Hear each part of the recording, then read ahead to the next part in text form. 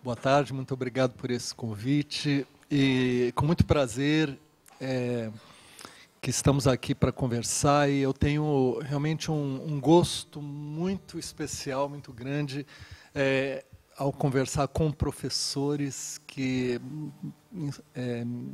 a identificação com o nosso trabalho e o quanto isso pode, em suma, obter resultados de diálogos entre professores de várias áreas, tratando de um tema aqui que, em princípio, não está curricularmente localizado em nenhuma delas, e que, no entanto, de algum modo, atravessa todas, né? Eu vou falar mais ou menos a metade do tempo de que nós dispomos, e depois conversamos, e, portanto, a minha fala, de certo modo, é para levantar a bola de uma conversa posterior. E isso só para continuar mostrando o quanto a linguagem futebolística e os temas futebolísticos permeiam, estão entranhados na nossa linguagem cotidiana, e o quanto o futebol é referência para todas as nossas atividades, porque, de algum modo, ele ensina em todas as situações. Ou seja, nós estamos começando uma conversa que se parece, de algum modo, com aspectos de uma partida de futebol, não é? Eu nasci e cresci na Baixada Santista, e o livro começa com um depoimento sobre isso, porque acho que a nossa... Quer dizer, não era possível tratar do assunto de um ponto de vista teórico, histórico, analítico, sem, de algum modo, se colocar em relação à experiência que nós temos da relação com o futebol. E por quê? O futebol... seria difícil estabelecer um tom que fosse meramente impessoal e aparentemente científico. Acho que o campo de reflexão que o futebol nos coloca, ele depende de a gente aceitar o fato de que, de tantos modos, a gente está envolvido pelo futebol. Sempre foi difícil tratar do futebol, porque o futebol você está ou muito dentro dele ou muito fora dele. Ou você está olhando com lentes, vamos dizer, analíticas, que te fazem olhar aquilo como um fenômeno a ser, vamos dizer, visto exteriormente e criticado. Muitas vezes esse ponto de vista analítico faz com que o analista tome a posição de um crítico de futebol, do futebol, e durante muito tempo houve na universidade a ideia difusa, ou às vezes declarada, de que o futebol não merecia ser objeto de estudo, porque o futebol, na verdade, era uma coisa que estava aí para impedir que a gente pensasse, para impedir que os verdadeiros temas, os temas importantes da vida fossem efetivamente tratados. Então, o futebol seria alienante, nos afasta da realidade, e é preciso tirá-lo da frente para que a gente possa tratar das coisas do mundo. Esse era um ponto de vista completamente exterior ao futebol, né? De quem o olha de fora e faz essa restrição de início. Com o tempo, esta ideia foi sendo, na verdade, superada, ultrapassada, porque o futebol foi se revelando cada vez mais um fenômeno sociológico, antropológico, político, estético, de uma importância incontornável. Não é possível driblar o futebol, né? O futebol está em toda parte, aqui e no mundo. E segundo Hobsbawm, o grande historiador inglês, quando trata do livro recente dele sobre a globalização, diz ele que o futebol é o fenômeno que manteve no mundo globalizado a ligação local com as experiências próximas, ou seja, nós temos um futebol que pode ser o futebol das pessoas que trabalham juntas e vão jogar, por exemplo, depois do expediente, tem o futebol de bairro, o futebol municipal, o futebol estadual, o futebol nacional, o futebol mundial, e todas essas dimensões são vividas de tal modo que aquela separação entre o local e o global é o futebol que desfaz. Ele diz também que o futebol tem duas vertentes curiosas no mundo transnacionalizado, globalizado, que geralmente as identificações nacionais foram se perdendo. porque é difícil você ter, num mundo que, na verdade, é ditado pelo mercado, e esse mercado é internacionalizado, você ter identificações que são de ordem coletiva e simbolicamente nacional ainda.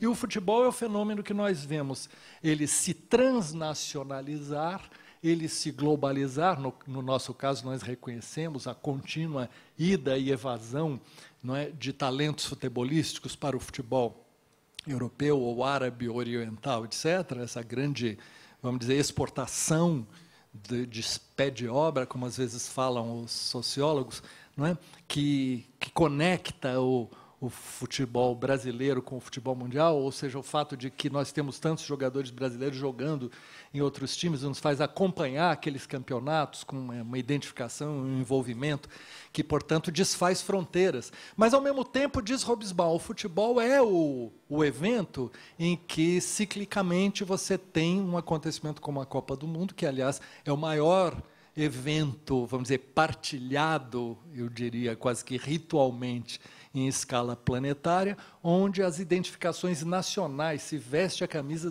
das nações.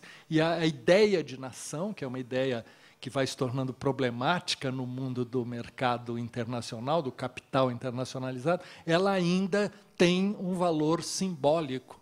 Portanto, o futebol, ao mesmo tempo nacional e transnacional, entra pelas duas pontas, pelas duas vertentes, e a FIFA acabou sendo, numa série de circunstâncias históricas ligadas, inclusive à ação de João Avelange, que é uma personagem brasileira nesse cenário mundial, ela se tornou uma instituição que tem mais representantes do que a ONU, e que, como se sabe, nações que se constituem e que buscam lugar no contexto mundial, querem um assento na ONU e querem um assento na FIFA, sem o qual praticamente não fazem parte, não estão incluídas na ordem mundial, né?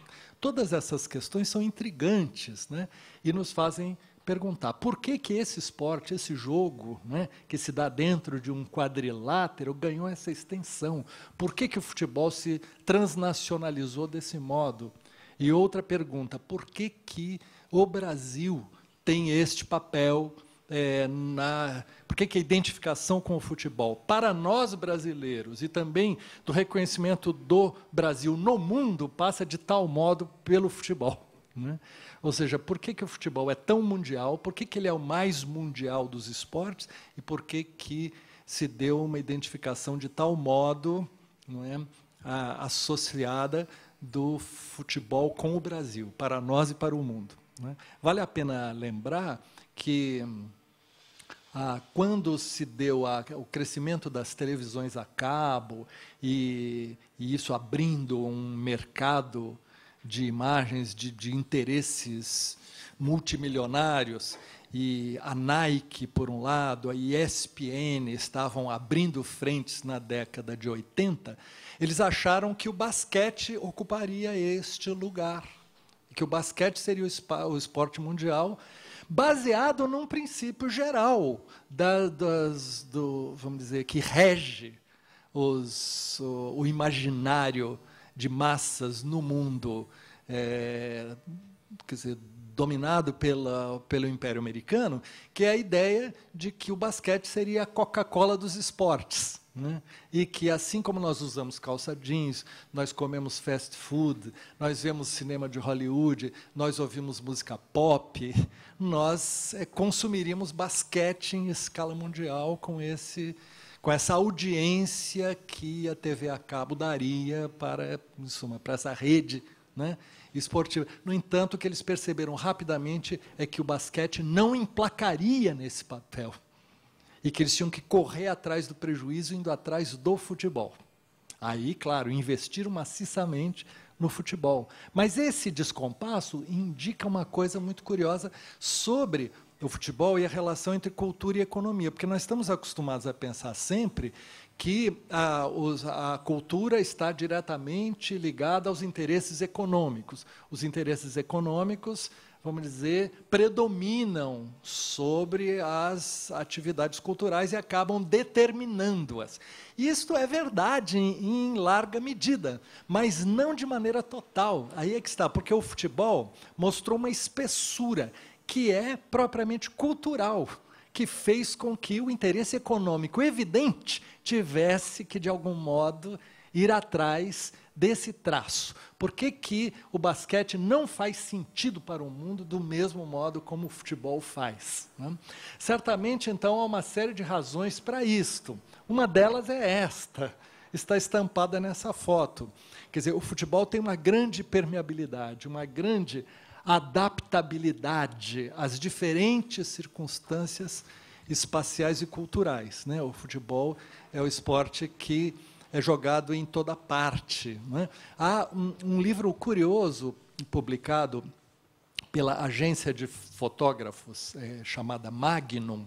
Essa agência foi fundada por Cartier-Bresson e reúne já há décadas, não é, fotógrafos que formaram um acervo muito grande. Na época da Copa, não essa agora, mas a de 2006, eles publicaram um livro que reunia fotos de fotógrafos dos mais diversos que saíram a campo para fazer reportagens sobre os mais diferentes assuntos, nunca sobre o futebol especificamente, mas em todo lugar onde iam, encontravam uma bola e gente correndo atrás daquela bola e futebol sendo jogado. E o livro é muito interessante, porque o livro mostra isso, o futebol sendo jogado em plataformas petrolíferas, por crianças no altiplano boliviano, no deserto, em meio a tanques de guerra na América Central, num convento na Escócia, entende? Por padres de batina.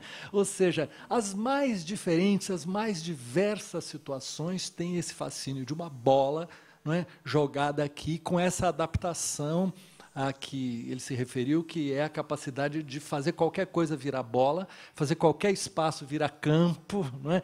E fazer qualquer limite virar gol. Não é? Isto é realmente uma pré-condição, é diferente de outros esportes modernos, de jogos de bola surgidos no mesmo período, e que supõem um terreno pavimentado, geralmente coberto, ou seja, um terreno neutralizado dos acidentes, né? O basquete supõe um terreno pavimentado, né? Onde você e uma cesta que tem também uma especificidade, é difícil, uma bola muito específica, que você não pode bricolar, você não pode inventar aquela bola com um saco de batata, quer dizer, com uma bola de meia, né?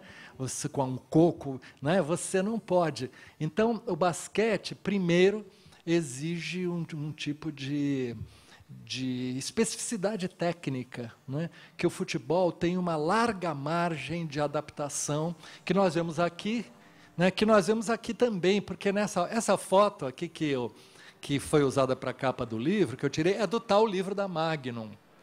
E ela é uma trave meio rachada num campo criado assim numa praia. Como o livro fala inicialmente das praias de Santos e São Vicente, que são de areia muito polida e sempre serviram, e na minha infância, quer dizer, serviram para uma espécie de jogo de futebol sem fim, que ia da praia de Itararé até o final da ponta da praia, né, com aquilo sendo jogado, ali é uma cultura, porque era um tipo de prática em que as pessoas se aproximavam e formavam um tipo de par ou ímpar, escolhia, se formava 2 times, com um número muito variável de jogadores, com um gol caixote, como a gente diz, um gol pequeno assim de meio metro, e aí um jogo sem fim, cujos limites, o tempo, aquilo terminava quando escurecia, o placar ninguém mais sabia a certa altura, mas não é isto que importava, né?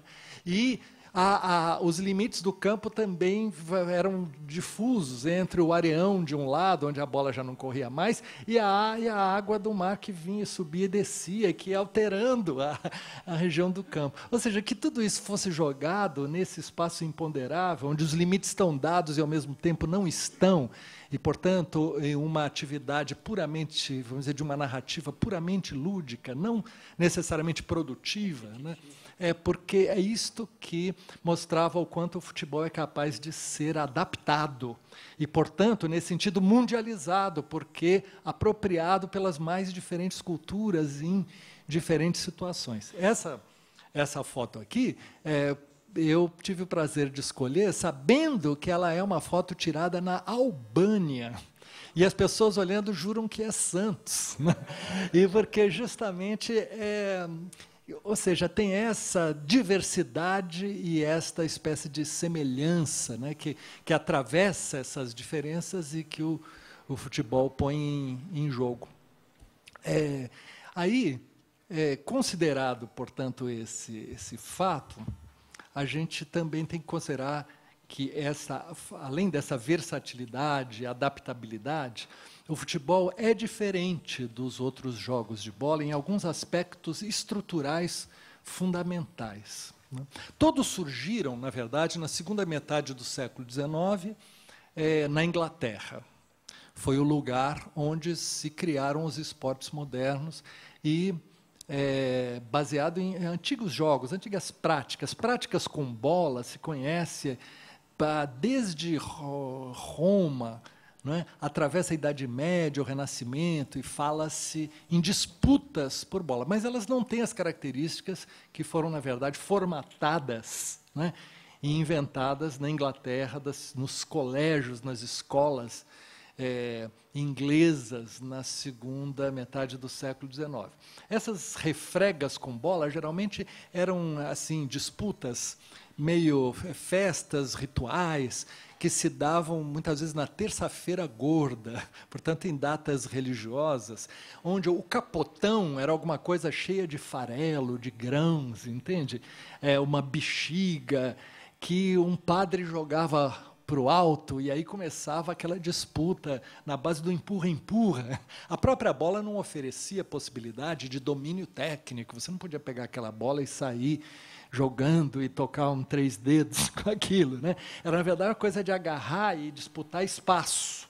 Era mais parecido com o rugby, nesse sentido que é um jogo de bola que se deu ali na encruzilhada do futebol, né, nas escolas inglesas, daqueles que aceitaram conduzir a bola com a mão e em grupos que vão no corpo a corpo, fazendo da bola um motivo para ocupar espaço, invadir o espaço adversário, né? Uma espécie de uma guerra coletiva pela qual você abre flancos e entra no espaço adversário.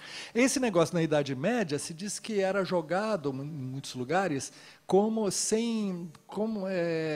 disputa entre 2 aldeias, e o gol podia ser o campanário, a igreja de uma ou outra da aldeia, chegar com a bola lá, entende?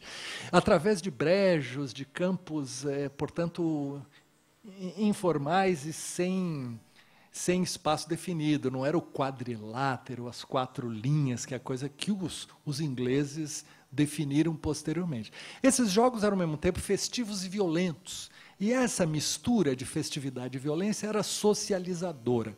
Podia haver perna quebrada, são muitos casos, às vezes, de mortes, e éditos reais, às vezes, proibiam o jogo, mas é como o carnaval, são aquelas festas que mesmo ficam entre proibidas e, ao mesmo tempo, promotoras de sociabilidade. Por isso que eu uso no título do livro já a expressão ambivalente veneno-remédio, que está ligada a uma palavra grega, pharmakon, que é a palavra que diz, ao mesmo tempo, da substância que pode matar e pode salvar, não é? Que tem a dupla propriedade de ser desagregadora e agregadora. O futebol sempre foi assim. De algum modo, ele produz encontros e ele, de certo modo, dá forma às rivalidades e permite que elas se expressem simbolicamente, não é? Ao mesmo tempo que ele catalisa disputas e violências latentes que podem sair do controle e se generalizar. Digamos que, tradicionalmente, essa ambivalência existia nessas práticas, né? A invenção inglesa é uma espécie de processo civilizatório, que significa dar ordem simbólica, regulada, e evitando justamente os choques e entrechoques.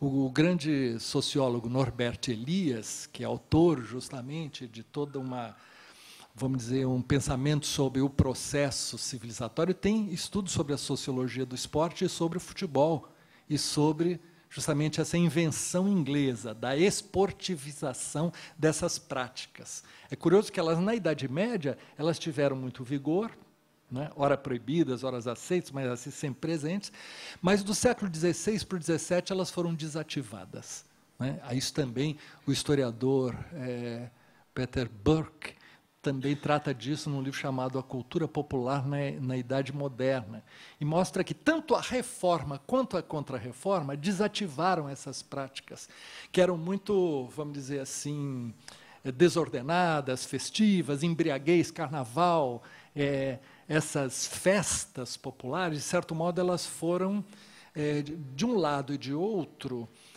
desativadas num mundo que ia se tornando mais regulado, mais produtivo, digamos, e onde vamos dizer, esse veneno-remédio foi, de certo modo, contido. Passa-se um período no século XVIII e metade do XIX, onde há um vazio desse tipo de atividade. Mas, na segunda metade do século XIX, elas reaparecem em novos termos. Agora, segundo regras, né? Por exemplo, o que eram as antigas lutas, como o boxe, agora foram reguladas, só lutadores com peso equivalente, certos golpes são considerados inaceitáveis e tal. Em suma, nas lutas, mas também nas corridas e nas disputas com bola, foram vamos dizer, estabelecidas regras. No caso do futebol, regras que regulavam o corpo a corpo, de maneira a fazer isso que todos nós sabemos, o que você não pode tocar o adversário. E é ali que surgiu essa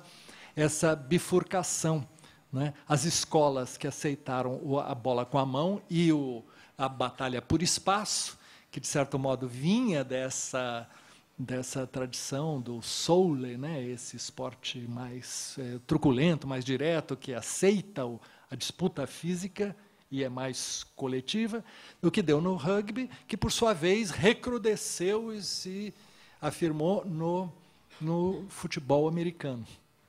Então, no futebol americano existe um senso de jogo coletivo muito alto, de planejamento da jogada.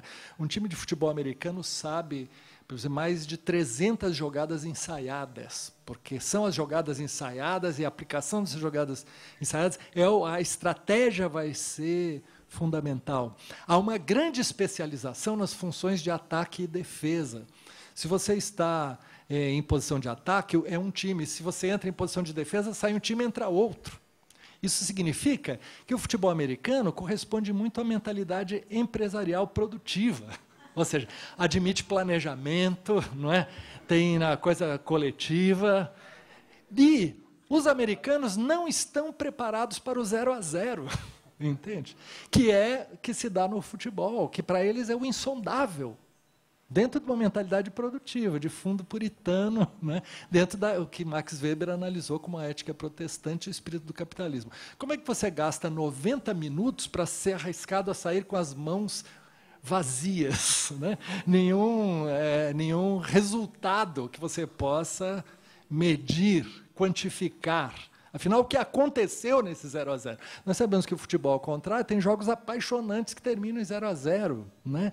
E, no entanto, como é que é? Aí está uma diferença fundamental, que é justamente o que faz que os americanos, a cultura americana, ela é de tal modo, vamos dizer, coerente nesse princípio produtivista, que ela tem grande resistência, e às vezes tem setores francamente opostos ao futebol tal como conhecemos, quer dizer, o soccer, que para eles lhes parece europeu, para algumas tendências da direita americana parece uma coisa socialista, execrável e anti-americana.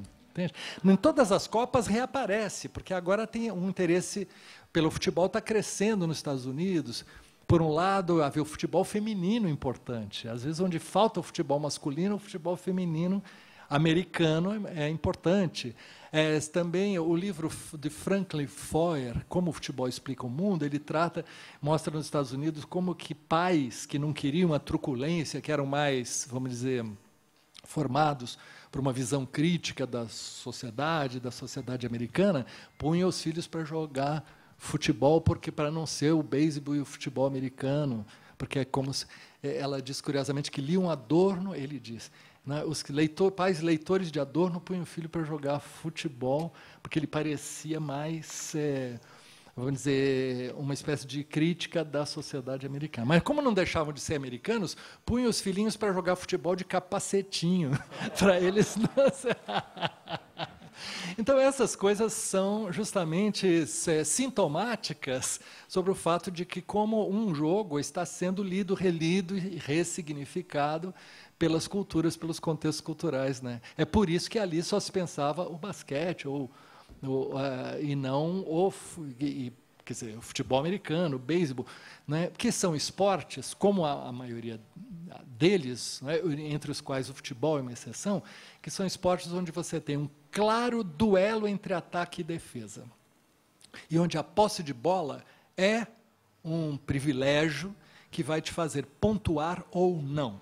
Portanto, duelos de defesa com alternância da posse de bola, que, confirmada ou não pela performance em termos de pontuação, vai descrevendo o andamento da partida. O andamento da partida é essa alternância.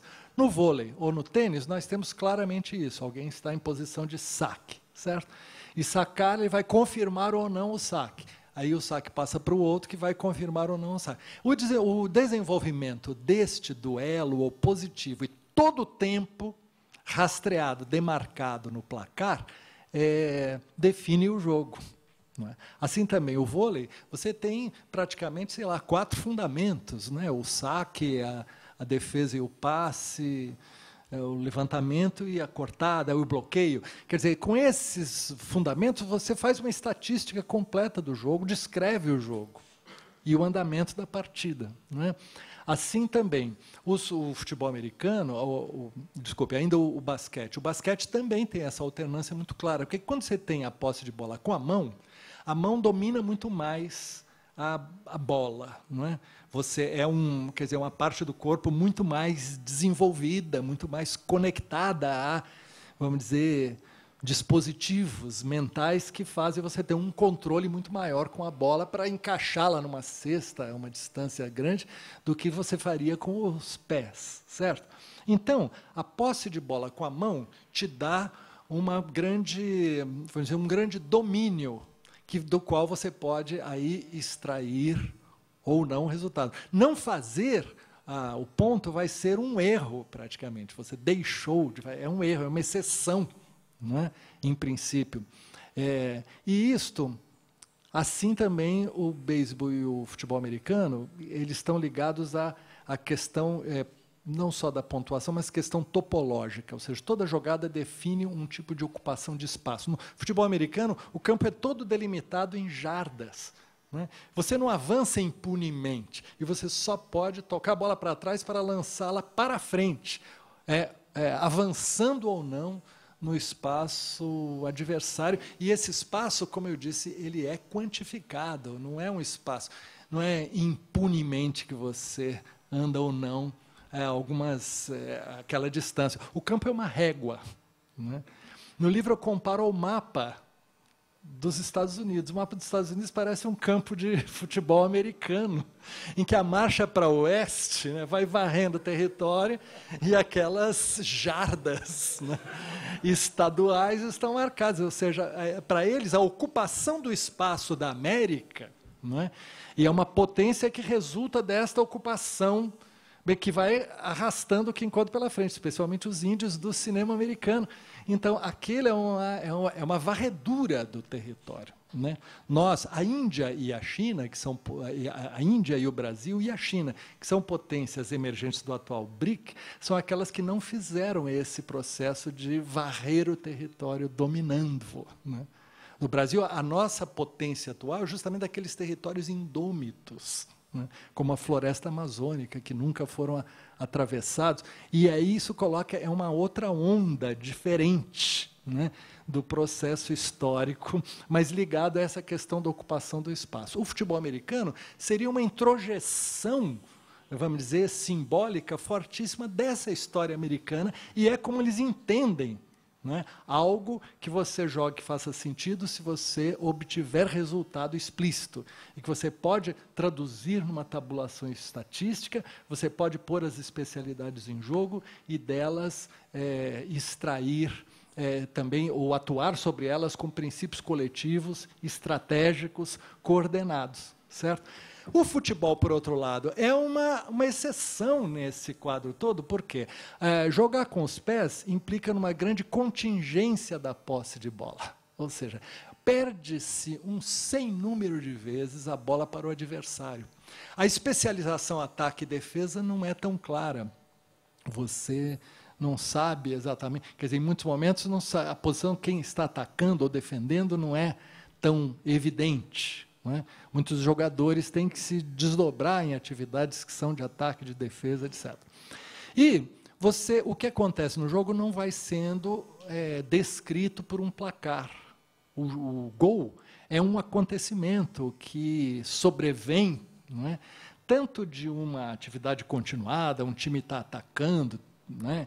Constantemente, como pode vir por uma exceção e vir de uma coisa inesperada que o outro time não consegue, por sua vez, recuperar. O campo tem acidentes. Se chover, a chuva faz parte do jogo. Se nevar, a chuva faz parte do jogo. Não é? O morrinho artilheiro faz gol. Não é? O que, justamente, os outros esportes eles neutralizam os acidentes do terreno. Então, isso significa que ele é uma ampla incorporação de elementos de acaso, né, de elementos imponderáveis que estão presentes e, ao mesmo tempo, de uma margem narrativa que é muito fluida diante daquilo que se traduz em resultado. Ou seja, quando a gente está assistindo um jogo de futebol, a gente vê o jogo acontecer, os gols acontecerem ou não acontecerem, mas tem uma grande, vamos dizer, margem, uma grande sobra de acontecimentos que nos envolveram completamente, aquilo não resultou em gol. Então, tanto o gol que poderia ter sido e não foi, fica fazendo parte daquela partida relembrada. O gol que foi feito, fica-se por muitos anos, a partida não termina. Não é? Então, tem partidas que não terminam, passam-se as décadas, aquele jogo não terminou. Não é? É isso que nos faz, feito patetas, acompanhar aquelas mesas redondas, imbecis, até as 2 da manhã, entende? Porque nós queremos que o jogo não termine, é só isso. Alguém fale qualquer coisa, né, sobre o jogo, não precisa ser. Né? Porque, justamente, o que faz que o jogo continue? Né? Primeiro, a margem de acaso, a margem de interpretação, a questão da justiça. Por exemplo, fez o gol, mas o gol foi justo, foi merecido. Isso não existe em qualquer outro desses. Pode ser uma cesta, ou se um ponto é merecido ou não é merecido. Está feito, porque a performance descreve o processo. No campo de futebol, existe uma margem em que o gol feito pode não ser merecido e o gol não feito pode ser mais merecido do que todos os gols já feitos. Então, isso aí cria o juiz, a margem de interpretação do juiz é também muito grande, como não há em outros esportes, porque alguém pode tocar a bola na mão, ou a mão na bola, mas aí houve intenção ou não houve intenção? O juiz tem que estar na posição de um hermeneuta, entendeu? Em tempo real, para ser uma posição judiciosa sobre algo insondável, que são as intenções que supostamente estão presentes no gesto. Né? Não tocou, mas houve intenção. Né? Tocou, mas não houve intenção. Merece o cartão amarelo? Não merece, é caso para cartão amarelo. Né? O impedimento é impossível de ser visto. Ao mesmo tempo o juiz seja bandeirinha, né? Não se pode ver, ao mesmo tempo é como a questão da posição ou velocidade do elétron, né? Tal como pela física quântica, você não pode ao mesmo tempo ver a bola partindo e a posição de quem vai receber, para saber se estava efetivamente. E essa margem, não é? De erro faz parte do jogo. Por isso ele se parece mais com a vida. Não com a vida produtiva, mas com a existência no seu ritmo de acontecimentos, de sucessos e fracassos, de perdas, de ganhos, que com o seu caráter ambivalente, controvertido, não é? E, portanto, ele se oferece como uma narrativa aberta que tem a possibilidade de envolver, de maneira não verbal, toda a nossa existência, com a nova expectativa que nós temos também de projetar ali as nossas expectativas, ou fracassos, ou dramas. Porque, sem palavras, o futebol é o esporte que mais se abre a um amplo leque de narrativas, no sentido, usando aqui os gêneros literários, porque ele tem, evidentemente, aspectos épicos, não é? Que é uma coletividade, o time, liderada, muitas vezes, por esse ou aquele líder, para vencer obstáculos, dependendo de toda a energia aplicada para a superação de obstáculos, né? Então, o campeonato, a conquista de um campeonato tem esse aspecto épico, mas, ao mesmo tempo, dramático, quando, nas partidas, de repente, o tempo se afunila e tudo está a depender de poucos instantes, né? O jogo vai ficando dramático, né? Tem uma dimensão trágica quando, justamente, traumas coletivos de grandes proporções são vividos conjuntamente, como se o destino de uma coletividade ou de um grupo inteiro estivesse ali posto, né, exposto à morte, que é o caso da famosa final da Copa do Mundo de 50, que ganhou dimensões trágicas. Tem um livro incrível de um ensaísta, um chamado Paulo Perdigão, que se chama Anatomia de uma Derrota, que é sobre a Copa de 50, especialmente sobre essa última partida, na qual o autor esteve presente quando ele tinha 11 anos.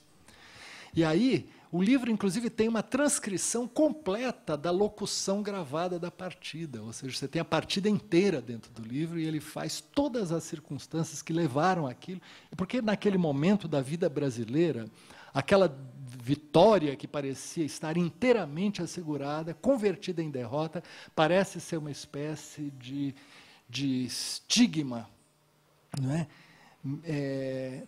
Inscrito no destino brasileiro, como se o fracasso seria eternamente a dimensão insuperável da nossa existência coletiva. Então, isso está ligado, isso deu um longo desdobramento na cultura brasileira. Esse jogo, que, nesse sentido, tem, como eu falei, dimensões trágicas, mas dimensões cômicas, paródicas, né?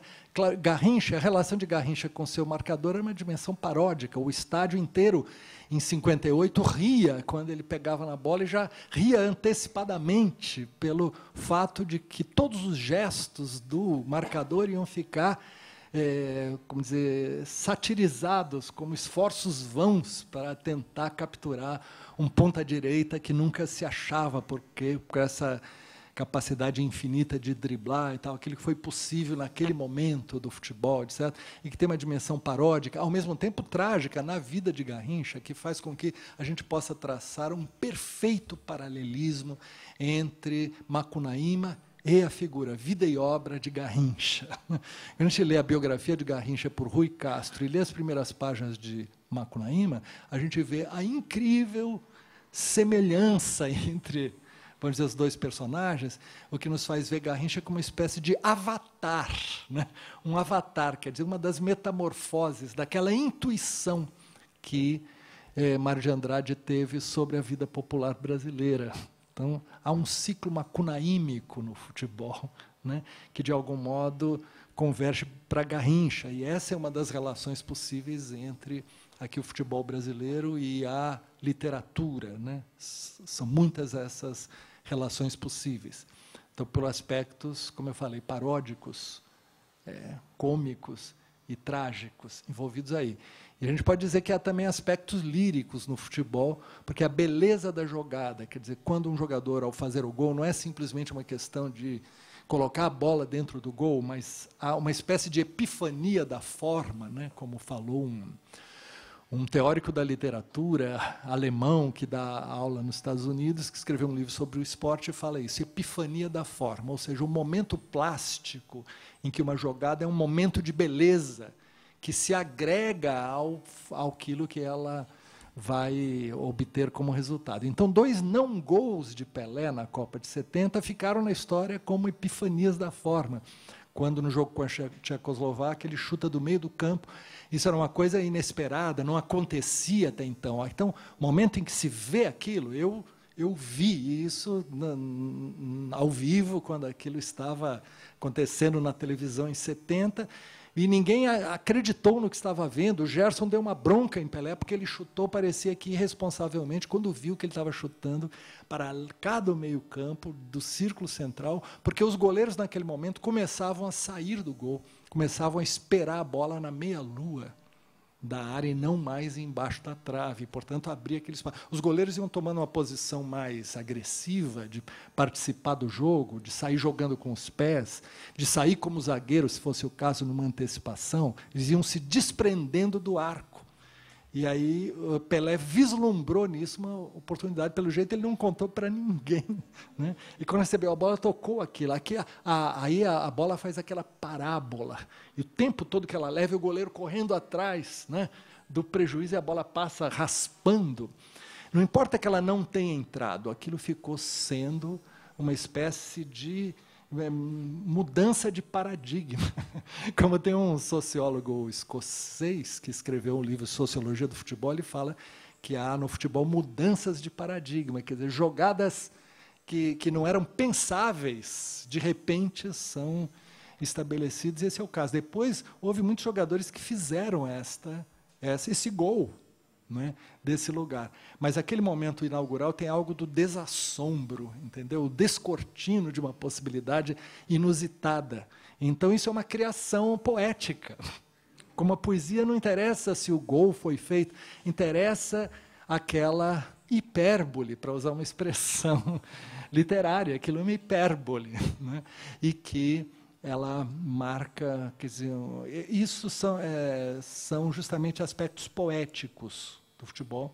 O outro é o famoso lance contra o Uruguai, ele sabe, em que o Tostão tocou a bola do lado esquerdo, de maneira oblíqua para Pelé, a bola vem deste lado, e o Pelé vem vindo desse, e Pelé chega junto da bola, e o goleiro do Uruguai, Mazurkiewicz, sai para fechar o ângulo, para impedir, quer dizer, não dá a impedir que ele domine a bola, mas vem fechar o ângulo. Na hora que Pelé pegaria a bola, porque a bola chega para ele, ele não pega e passa reto pela bola. A bola faz a sua trajetória e Pelé faz outra. E deixa o goleiro num X. O goleiro faz assim, na hora, porque uma mão vai para um lado, outra mão vai para o outro.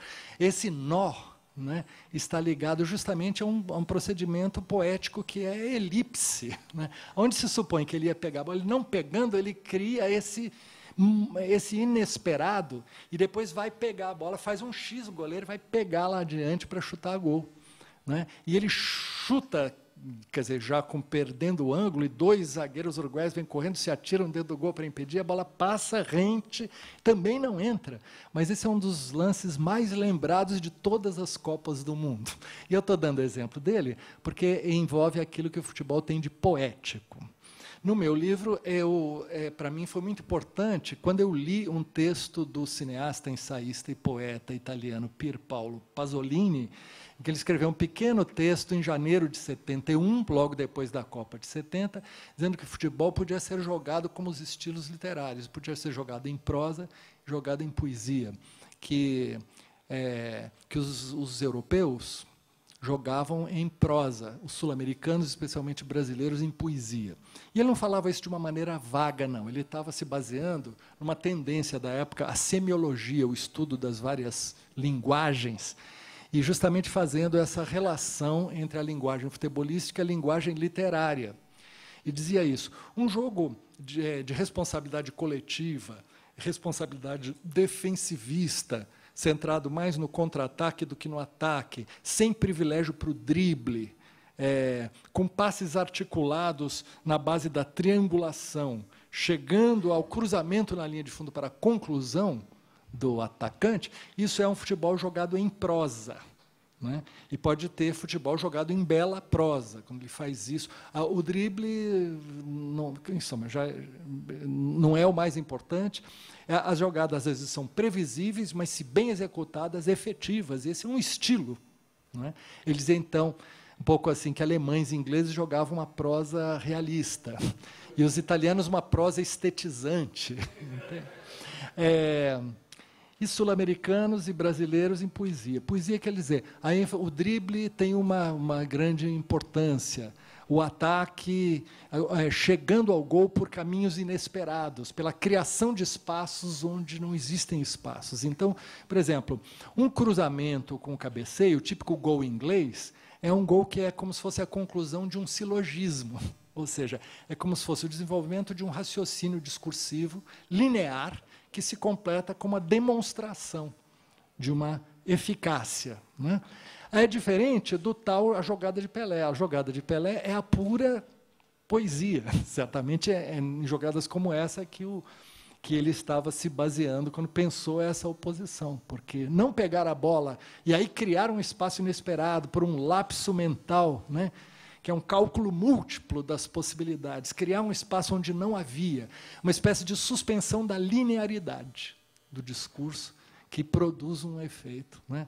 É claro, eu acho muito fecunda, muito estimulante esta formulação de Pasolini. Ela foi muito importante para o livro, porque ele dava de bandeja alguma coisa que nos faz entender o papel histórico, simbólico que o futebol brasileiro teve na reinvenção do futebol inglês, né?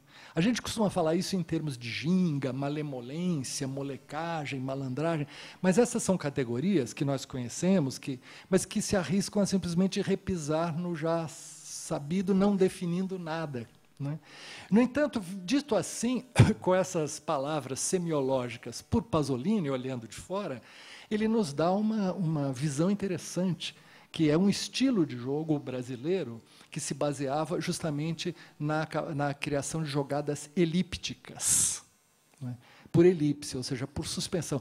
Toda uma variação sobre a curva, né? Que está ligada ao chapéu, ao drible, o passe em curva, o corta-luz, né? A folha seca, um verdadeiro repertório de elipses. Todas essas jogadas, sabidamente inventadas no futebol e desenvolvidas no futebol brasileiro, são jogadas que submetem o futebol inglês a um princípio não linear, né, mas justamente de elos suspensos que criam efeitos poéticos, né? E isto justamente porque esse é um fato cultural, ou seja, que uma tradição coletiva tenha pego o jogo inglês e adaptado esse jogo a possibilidades que não estavam dadas dele.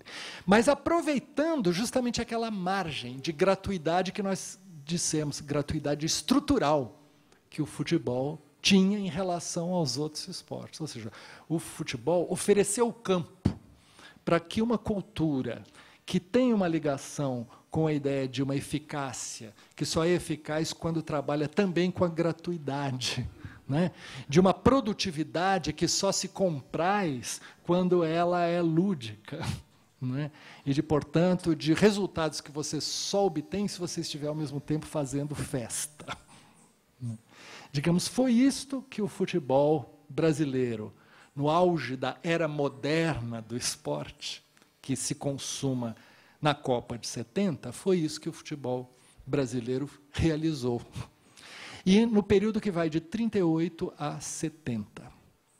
A Copa de 38 foi a primeira Copa em que surgiu a intuição de que o Brasil tinha sido feito para o futebol e o futebol feito para o Brasil. Quem escreveu sobre isso na época foi Gilberto Freire, que tinha recentemente escrito Casa Grande, Senzalas, Sobrados e Mucambos, né? Era um dos intérpretes do Brasil dos anos 30, não é? E que justamente diz, o futebol inglês é retilíneo, o futebol brasileiro é curvilíneo, um é apolíneo, o outro é dionisíaco, não é? Um vai marchando, o outro vai dançando. E essas observações eram observações pertinentes, acho eu, sobre essas diferenças, que abriam um campo de possibilidades, de fato, ali em 38. Né? Não vou aqui recontar a história dessa Copa, que não temos tempo para isso. Mas as Copas de 38 e de 50 são vicissitudes desse encontro e desencontro do Brasil consigo mesmo. Por isso que a sequência 58, 62, 66 e 70 é uma espécie de narrativa mítica de uma cultura que se encontrou no plano internacional com suas próprias potencialidades, regidas aí pelas figuras, além de Gilmar, Djalma Santos, Zito e Didi, pelas figuras, pelo par Garrincha-Pelé, que é quase que uma cifra dessa possibilidade, né? Então, isto foi um momento que coincidiu, por um lado, com a inauguração de Brasília, com a Bossa Nova, etc., um momento na vida brasileira em que se vislumbrou a possibilidade de que essas peculiaridades de um país tardo-escravista, não é?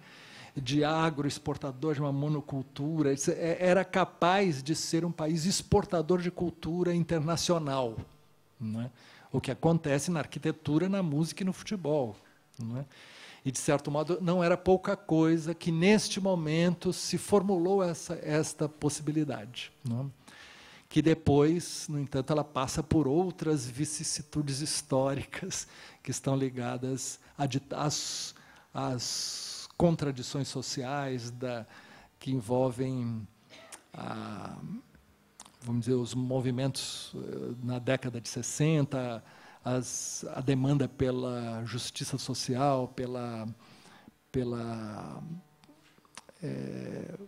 reforma agrária, né, os movimentos, em suma, que, de algum modo, convergiram numa crise para o golpe de 64 e que fazem com que, em 70, o futebol estava regido por uma visão de era o momento da Rede Globo, do início da Rede Globo, da indústria cultural e de uma propaganda de Estado, de um Estado ditatorial, para o qual o futebol era importante, não é? Era decisivo e fazia parte daquela afirmação do milagre brasileiro. Então, Copa por Copa, nós podemos fazer esses contrapontos, que são importantíssimos para o entendimento da história brasileira. Naquela altura também se costumava dizer que, na Copa de 70, o Brasil... a seleção brasileira era uma espécie de instrumento e uma extensão da ditadura. O que, no entanto, eu acho que é uma ideia simplificadora, porque, na verdade, sabe-se que muitas pessoas, naquele momento, né, por uma atitude contra a ditadura, se recusaram a torcer para a seleção brasileira. Mas, quando começavam a assistir o jogo para torcer pelo adversário, né, depois dessa bola jogada, daí a pouco estavam torcendo todos, né, desenfreadamente pela seleção brasileira contra as suas convicções, não é, políticas. Por que isso acontece? Eu diria porque quem estava em campo, a rigor, não era a ditadura, era o povo brasileiro, me desculpem. Ou seja, aquilo era, de fato, uma construção de uma longa tradição popular que foi capaz da criação daquela linguagem. Vou citar novamente o Hobsbawm no livro A Era dos Extremos, o breve século XX. Ele diz que, a certa altura da metade do século XX, toda a cultura de massas do mundo era ou americana ou provinciana. Ou seja, só os símbolos americanos eram efetivamente cosmopolitas. O resto era coisa de subdesenvolvidos, certo? No entanto, quando ele diz essa frase, ele diz: no entanto, quem viu a seleção brasileira jogar poderia negar-lhe o estatuto de arte. Ou seja, ele quer dizer, tudo era praticamente periférico em relação à hegemonia norte-americana, mas isso não se aplica à seleção brasileira de futebol, entende? Ou seja, isto não é pouco, não é? Não é pouco que tantos brasileiros contem que, nos confins do Afeganistão ocupado, do Iraque, em lugares mais diferentes do mundo, jornalistas brasileiros em situação de conflito, etc., quando reconhecidos como brasileiros, são imediatamente elevados a um outro estatuto, porque aquelas pessoas, aqueles povos, se reconhecem no futebol brasileiro. Quando o Pasolini está falando do futebol de poesia, isso está ligado ao seu cinema de poesia, ele também chamava isso. E, na verdade, como uma espécie de gol cultural no mundo, né? Aquele futebol que era capaz de fazer valer os traços de uma cultura, quer dizer, diferente da cultura dominante. Então, quero dizer, é por isso que não dava para... vamos dizer, uma mentalidade menor você simplesmente reduzir o significado da seleção de 70 àquilo que a ditadura pretendia que fosse. A ditadura pretendia que a seleção fosse uma extensão dela mesma.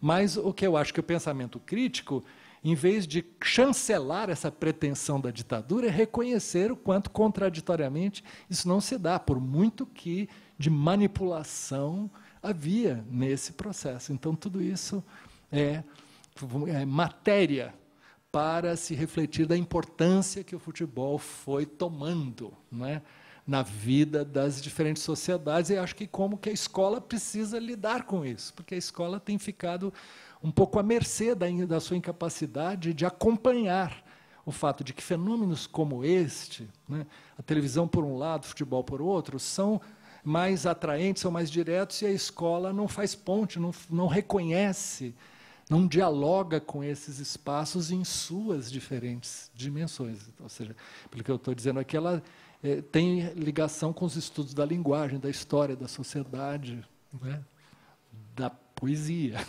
Então, nesse sentido, é que o futebol, até 70, né, ele está incluído nas formas pelas quais se constituiu o panorama da vida brasileira, não é? Só quero dizer que nós iniciamos, quer dizer, um outro processo onde o futebol foi sendo muito prosificado, não é? Porque a mentalidade de planejamento, de jogo coletivo, de turbinamento do preparo atlético, né, do correr, disputar todos os espaços do gramado, existe uma introjeção no futebol do princípio da concorrência levada às menores, vamos dizer, fímbrias da vida, né, e com espaço diminuído, portanto, para essa gratuidade que permitiu a existência de Garrincha, né. Então, o futebol brasileiro passa por uma série de vicissitudes nesse processo.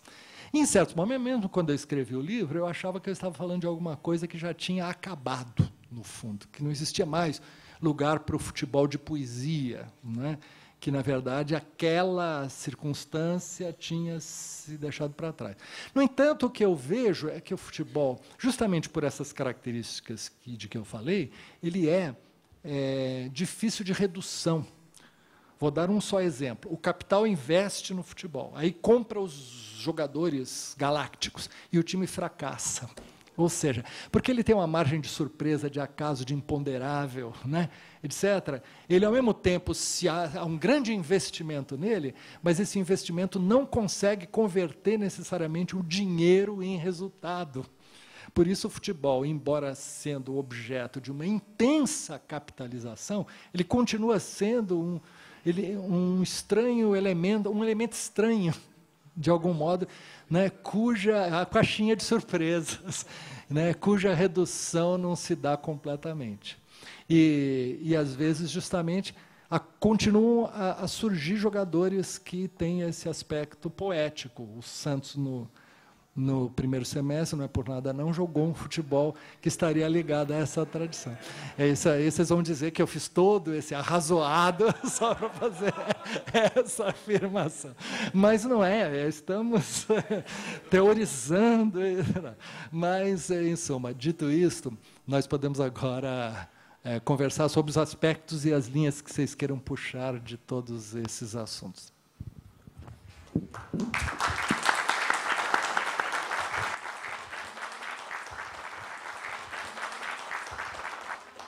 O senhor é professor, é músico, já escreveu inúmeros livros, mas eu fico imaginando se, lá atrás, com seus 13, 14 anos, o senhor se via mais na academia ou mais no meio-campo do Santos. Tá certo? Eu faço essa pergunta porque eu sou professor da rede pública e 11 entre 10 garotos, quando a gente pergunta quais são os projetos dele, eles falam, quero ser jogador de futebol.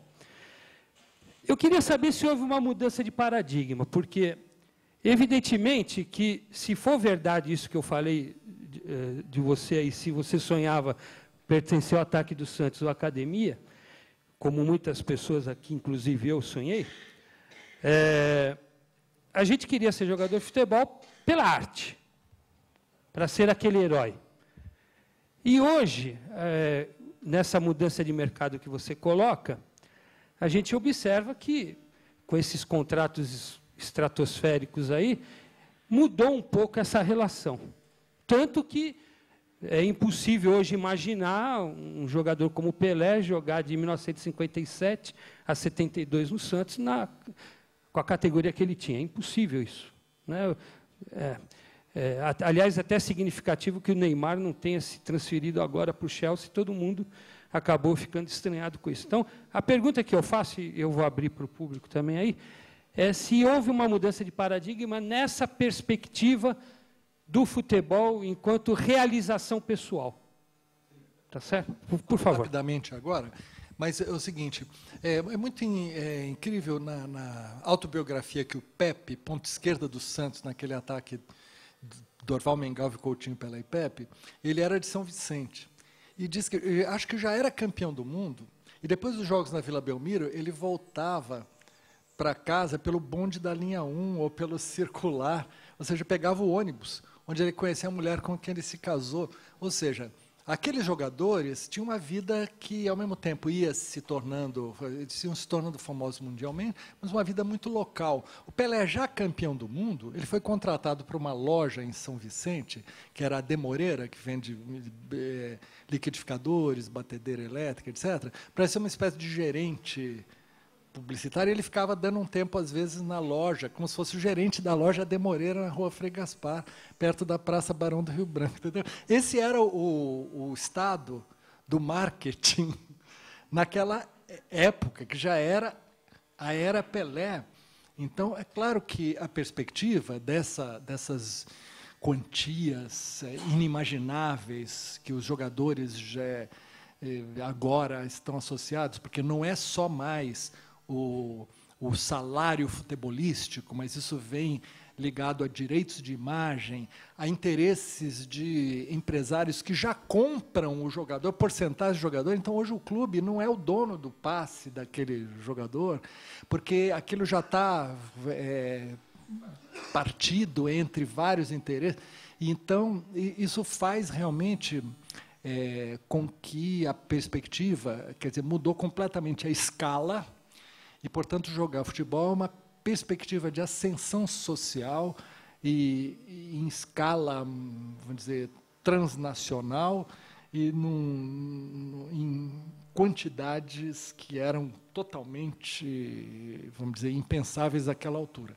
Isso está ligado ao processo geral de capitalização, quer dizer, vamos dizer, de redução de todas as atividades humanas à forma mercadoria, e o fato de que o capital de uma empresa, né, ele tem um componente fundamental que não é sei lá, os ativos, os bens que aquela empresa tem, mas o valor da marca no mercado, que implica em marketing, em publicidade. Isto é um capital altíssimo, né? E o futebol é uma espécie de atrator desse tipo de interesse. Então, houve uma capitalização intensiva que faz com que, em suma, tenha se aberto essa possibilidade, essa fantasia da ascensão via futebol, na qual os garotos se embarcam. Você tem razão, acho que naquela época a fantasia...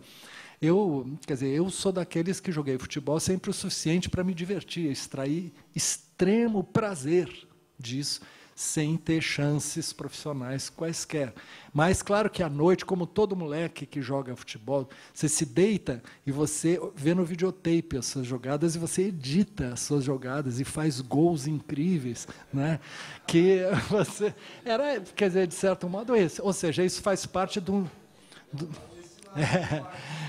isso faz parte do imaginário e tudo mais, é claro. Isso é diferente dessa perspectiva e a passagem pelas peneiras. O filme Linha de Passe é um filme que, de certo modo, tratou disso.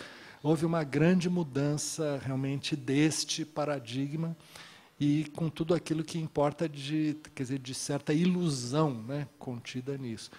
E, portanto, a educação passa a ser fundamental para se entender a relação das crianças com o futebol e o que se pode esperar do futebol. Como o futebol tem um valor pedagógico, civilizador muito grande, né? Roberto da Mata diz, é o futebol que ensinou no Brasil, um país de grande concentração de renda, de privilégio de quem domina, né, as instituições, desigualdade, portanto, o futebol ensinou vamos dizer, o princípio democrático de que a lei é a mesma para todos. Ele diz, foi o futebol que ensinou, não foi a igreja, nem os partidos, nem as instituições, nem a escola. Quem ensinou isso foi o futebol, né? Então, essas coisas são importantes. O valor educativo do futebol é muito grande e a se lidar com esse problema que está embutido aí, que é a fantasia de ascensão milionária, né, que está... Boa tarde a todos. Olá, Zé Miguel. Bom, é uma pergunta assim, acho que a ver com o gênero do seu livro. Você que falou de gêneros no futebol. Você se sente à vontade de ver seu livro no gênero formação? Quer dizer, e o título, naturalmente, é um desenho dialético, aí, veneno, remédio. Eu gostaria que você falasse sobre isso, formação e dialética. Sou professor de História, Roná, e duas coisas que eu fiquei pensando aqui enquanto você falava. Eu não peguei Copa de 50, para mim, eu me lembro vagamente do que era a Copa de 58. Derrota paradigmática, para mim, foi emblemática, foi a de 82. E logo depois o Brasil quebra economicamente. Não estou fazendo uma ligação imediata, mas a gente não sentiu que a gente não servia para nada em 82? E a outra coisa, parece que não é só nós, né? O futebolzinho feio esse da África agora, não? E era tão bonito. Só tem agora treinador europeu. Boa tarde. Eu queria aproveitar uma explanação sua sobre a cultura americana, a maneira como eles tratam a questão vamos dizer, da rentabilidade do esporte. O 0-0 não pode ter, tem que ter um ganho, né? E aí você pega o que está ocorrendo com o esporte, e, sobretudo, no futebol, vamos dizer assim, em termos mundiais mesmo, o reforço da prosa em detrimento da poesia, né? E eu fico pensando o seguinte, quando eu ouço a imprensa brasileira e muitos comentaristas e muitas pessoas que têm o poder de ter um microfone, de ter um instrumento de comunicação na mão, fazendo verdadeiras críticas, verdadeiros comentários, assim, neutralizando qualquer possibilidade do drible, ou o drible virou uma coisa feia, ou praticamente uma coisa que é uma provocação quase. E a gente está percebendo que isso está virando uma moda. E baixando esse nível da poesia, que é uma característica que eu acho do povo brasileiro, argentino também, uruguaio, né? Então, eu queria será que nós não estamos embarcando e minimizando uma característica que é muito própria do latino-americano? Muito obrigado pelas perguntas muito boas, né? A primeira deles é se esse livro eu poderia pensar que ele é caudatário da tradição da formação, né? Ele está, na verdade, ligado à questão das interpretações do Brasil. Porque o livro, de certo modo, ele está preocupado, no fundo, esse livro, com a caracterização do fenômeno futebolístico no mundo e no Brasil, mas, de algum modo, retornando às questões colocadas pelos intérpretes paradigmáticos da sociedade brasileira, Gilberto Freire, Sérgio Buarque de Holanda e Caio Prado Júnior, que no final, e Antônio Cândido, que no final comparecem num capítulo chamado Bola ao Alto, as interpretações do Brasil. De fato, eu não vou entrar, mas Raízes do Brasil, de Sérgio Buarque de Holanda, é um livro sobre a formação, Raízes do Brasil.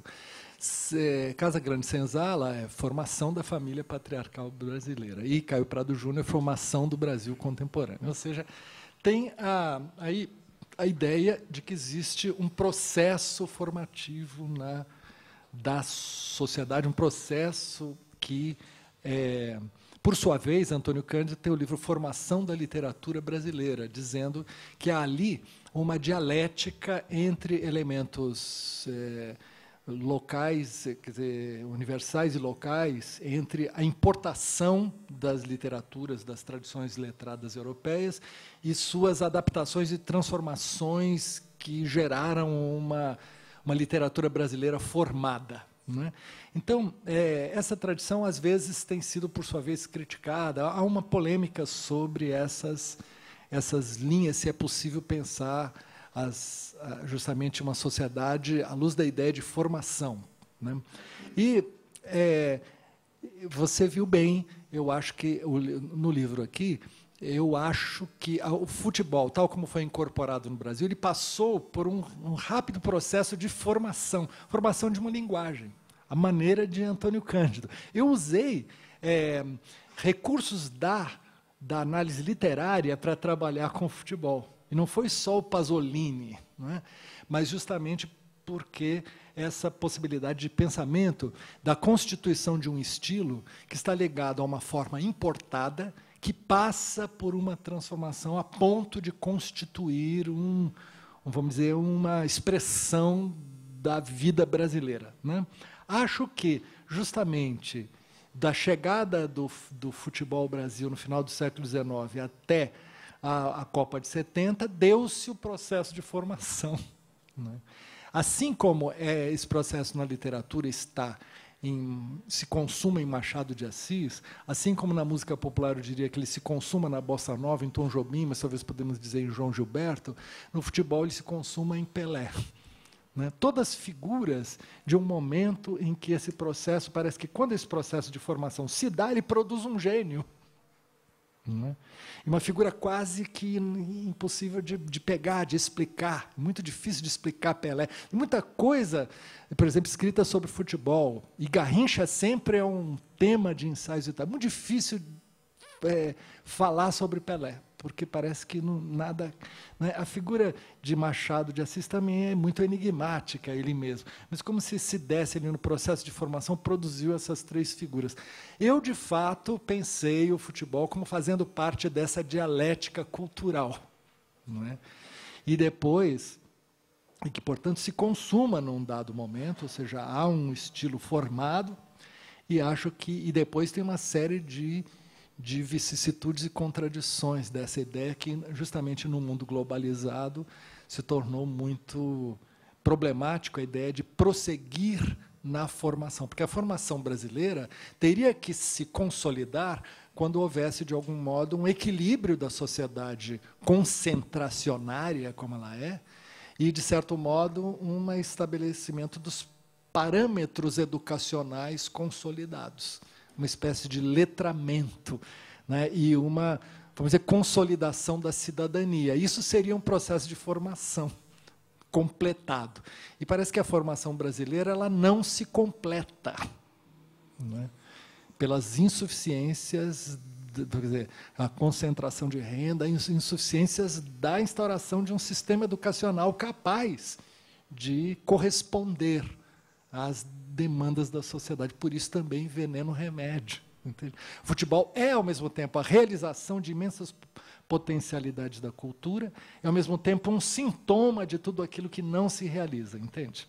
Então, bom, obrigado por ter colocado essa questão de maneira que eu explicitasse aspectos de método que estão envolvidos na interpretação do livro, né? A questão de que a Copa de 82, a derrota em 82, ela é um trauma e, de certo modo, também uma espécie de afirmação da impossibilidade brasileira. Eu acho que ela é muito diferente de 50. Porque, quando ela aconteceu, quer dizer, o Brasil já era tricampeão do mundo. E, no campo futebolístico mesmo, havia uma acumulação de conquistas que tornava, vamos dizer, já não mais. A questão não era um trauma que você não consegue elaborar, que é a diferença entre luto e melancolia, em termos psicanalíticos, né? Tem um famoso texto de Freud, a melancolia é aquela perda que nós não conseguimos elaborar, e faz com que ela contamine a nossa vida toda. Ou seja, a perda de um objeto, esse objeto pode ser uma autoimagem, não é? Que, uma vez desiludida, faz com que a gente perca o gosto para tudo. Ou seja, ao perder um objeto, o mundo ficou devastado e o próprio eu ficou devastado. E não se dá um processo de elaboração. No texto de Freud, o luto é a elaboração, que, apesar de tudo, sobrevém a perda. O mundo ficou devastado, mas o eu não está devastado a ponto de ele lentamente, é um processo delicado, em dimensões insondáveis da psique, mas que vai se constituindo com uma possibilidade de reparação, né? Então, o luto é isso. E, justamente, a Copa de 50, ela guarda essa coisa da melancolia, do trauma irreparável, não é? E o livro do Paulo Perdigão é o melhor documento disso, que ele, ao mesmo tempo, se inclui nisso e ele estuda isto, né? A anatomia de uma derrota. Mas eu acho que, justamente, só se conquistou a Copa, as Copas e tudo mais, quando essas contradições, de algum modo, foram elaboradas. Ou seja, se conseguiu ser, ao mesmo tempo, produzir beleza e eficácia em campo, não é? E o que nós tínhamos em 82, depois de 70, houve um período, um interregno, que houve grandes mudanças no futebol mundial, assinaladas pelo carrossel holandês em 74. O que o carrossel holandês dizia, além da importância maravilhosa daquela seleção? Que agora o campo era uma totalidade, e não mais. Você não tinha os jogadores em posições mais ou menos definidas, não é? O time podia ir todo em bloco para o ataque, ou todo em bloco para a defesa, não é? Correr todos para a bola, e se disse, atacantes defendendo, defensores atacantes. Isso que deu a ideia do carrossel, né? Fez com que já teve um intérprete que comparou essa seleção, a laranja mecânica, com a experiência holandesa, com controle de águas, comportas, tanques, diques, entendeu? E o time, às vezes, justamente, ele refluía e deixava todo mundo impedido, porque refluía, né, de tal modo, articuladamente, ou então iam todos para a bola ao mesmo tempo. Em suma, aquilo estaria ligado a essa tecnologia, entendeu? E isso, vero ou bene trovato, verdade ou não, é uma indicação, em suma, dessas dimensões. Mas quero, sem me perder, significava que o campo agora não era mais aquele dispositivo termo a termo, um jogador e seu marcador, mas era assim, elétrico, como se fosse o polo negativo, né, positivo de um dispositivo elétrico, mas era algo meio eletrônico. Agora você ocupa o campo todo, etc, etc. E o futebol brasileiro teve que, na verdade, se adaptar a essa grande mudança. Numa época de craques ambíguos, né, como Rivelino, Ademir da Guia, Reinaldo, que eram, ao mesmo tempo, muito grandes, mas como se fossem eles incapazes de fazer o papel que os anteriores tinham. Então, há um momento no futebol brasileiro que é um intermezzo de 20 anos sem vitórias, né, em que essa questão estava colocada. E aí instaurou-se uma discussão sobre futebol arte e futebol força. E que o futebol arte não era mais nada. No fundo, estava dizendo o seguinte: o futebol agora virou prosa, e a poesia está vencida. Essa discussão continua, Copa por Copa. Certo? Naquela, o que nós tivemos é um momento politicamente, em que há uma hegemonia lá, de uma figura que vem de Zagallo, que vem desde a Copa de 70, Cláudio Coutinho, Parreira, que já estavam lá e que vieram sendo sempre os técnicos. No fundo, uma concepção, ou a malucada do Zagallo, eu não vou entrar em questão, mas ou tecnocrática, como a do Parreira, ou do Coutinho, que era uma coisa, na verdade, que se distanciava desse magma do futebol brasileiro e tal. Mas houve um interregno nisso, porque uma perda de poder na CBF permitiu que Tele Santana fosse o técnico, em 82 e 86. Tele Santana era o técnico que era, ao mesmo tempo, capaz de pensar taticamente o jogo e pensar o lugar insubstituível de cada jogador, ou seja, um técnico que faz uma dialética entre o talento individual e o jogo coletivo, que é o necessário. A dicotomia é falsa, é burra, ela é diminuidora, ela é essa incapacidade de instituições brasileiras, em tantos níveis, de compreenderem a complexidade e a riqueza das possibilidades que há no Brasil, entendeu? Então, aquela oposição, que no fundo é essa que você também reconhece na oposição atual sobre a validade do drible. Naquele momento, ali, Tele Santana realmente escolheu os melhores jogadores de grande talento, jogadores capazes de jogar tecnicamente, taticamente, individualmente, etc.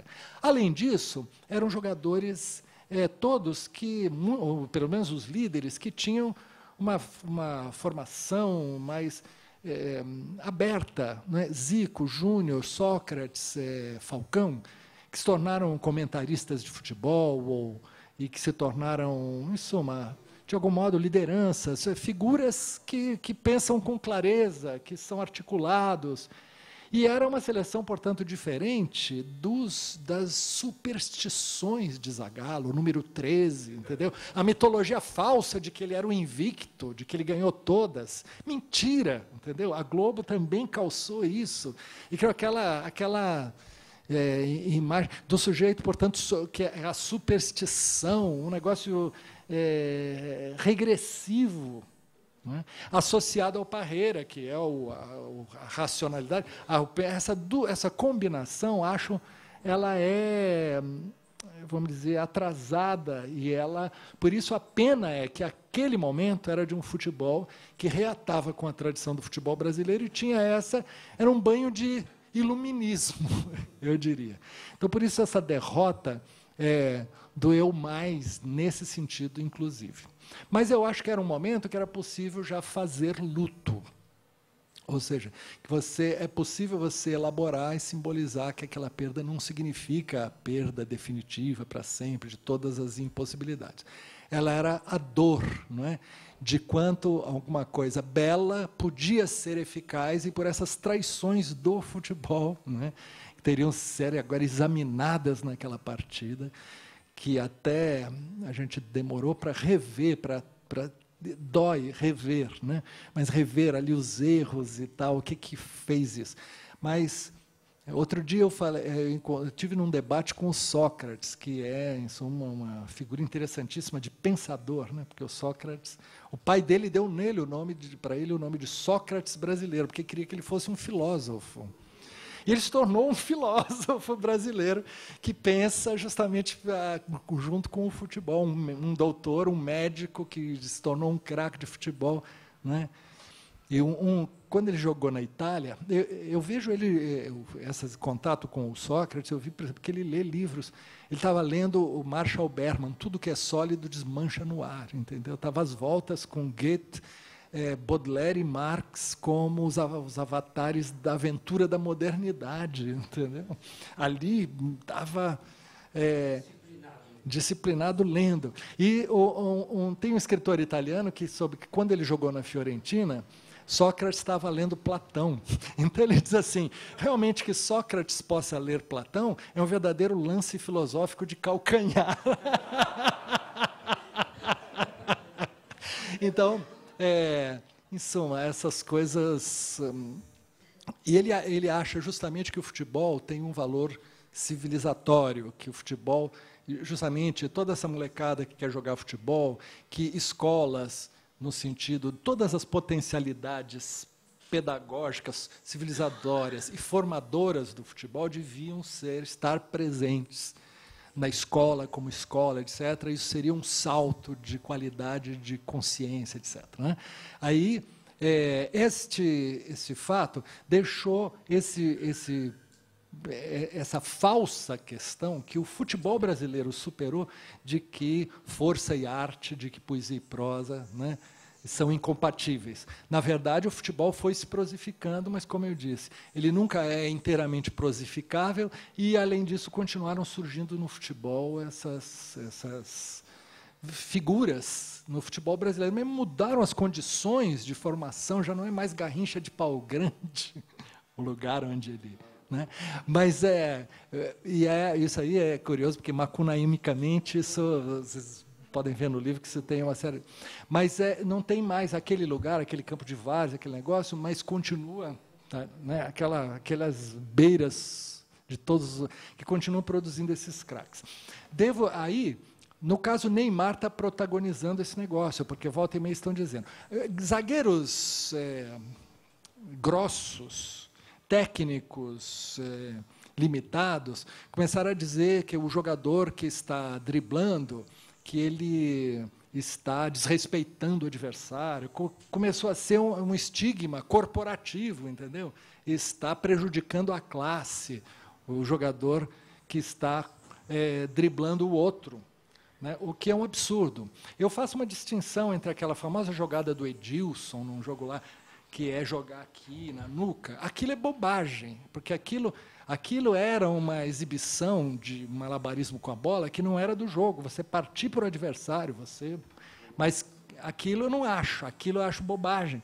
Mas você jogar, você pedalar, etc., isso faz parte do jogo, isso faz parte de uma habilidade, faz parte da criação de novas possibilidades. Sempre fica-se com essa ideia de que aquele jogador está extrapolando e tal. Como o Neymar, que é um jogador muito jovem, muito talentoso, que extrapola, né, no sentido de dar o chapéu quando a jogada já está parada, esse negócio, isso é desrespeito, não é? Essa questão ficou aí duramente colocada. E ontem, inclusive, né, ele teria discutido com o técnico Dorival Júnior, que me parece ser uma excelente figura, principalmente de pessoa, quer dizer, o modo como ele lida com o fato de que esse garoto, aqui só para completar o processo, esse garoto já está contratado desde os 13 anos.